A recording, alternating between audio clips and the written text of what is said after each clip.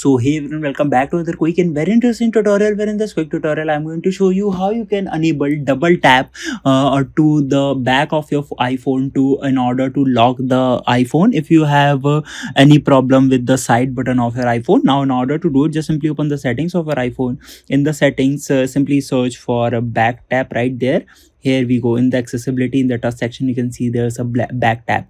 Now here, just simply go to this option of double tap, go over there, and here you'll see it says a lock screen. Just simply select this option. Now once this is selected, now at the back of your iPhone, even if you have installed a back cover, when you double tap hardly on the Apple logo around that particular area, your screen will directly lock it will directly lock your iPhone. Alright, so that's it for this tutorial. I hope this video will be helpful for you. Make sure to hit the like button and subscribe button for more such helpful and interesting tutorials. See you in the next one. Take care.